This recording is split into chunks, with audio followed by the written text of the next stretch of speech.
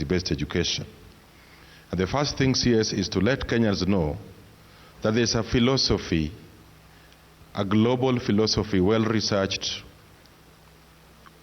well-corrected out of practice that underpins competency-based education. And without time to elaborate, allow me to say this is a pragmatist philosophy, and it speaks to 5 issues. One is interest. The fact that a curriculum should be flexible enough to allow learners to pursue their areas of potential and interest.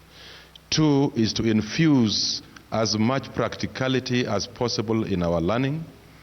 Thirdly is to reiterate the question of values, which I know members of the faith-based society here will confirm we have talked about from inception. And finally, to ask the question of what is the utility of an education we are offering our learners, to them as individuals and also to the country.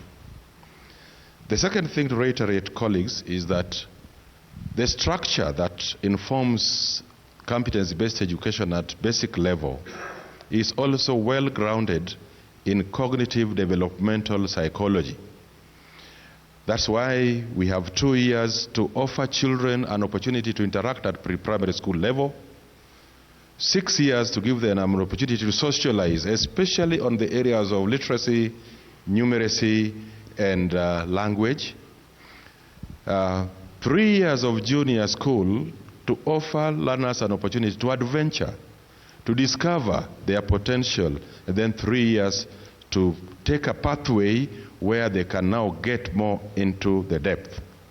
And CS, allow me to reiterate to Kenyans that at the time we were reforming the curriculum, it was discovered that we were the only country in the East African region that were keeping children in primary school for 8 years. Globally, and this table is on the Odhiambo Task Force report, if you look at some of the countries that we frequently benchmark with, we were the only country keeping learners in school for 8 years. And so it was necessary that we align ourselves to what the rest of the world was doing. And Dr. Jingere would have mentioned his pet subject. The East African Community Protocol also adopted CBE as the default curriculum and agreed in principle, and we are signatories, that no country should keep learners in school beyond 7 years. PS, allow me to speak to rationalization. The Presidential Working Party, as the PS mentioned, was informed by views of Kenyans, and I'm happy Professor Odote has just arrived. So we have a member of the Presidential Working Party who was very critical, especially in the curriculum pillar, and they recommended that we should not have more than 5 learning areas at pre-primary school.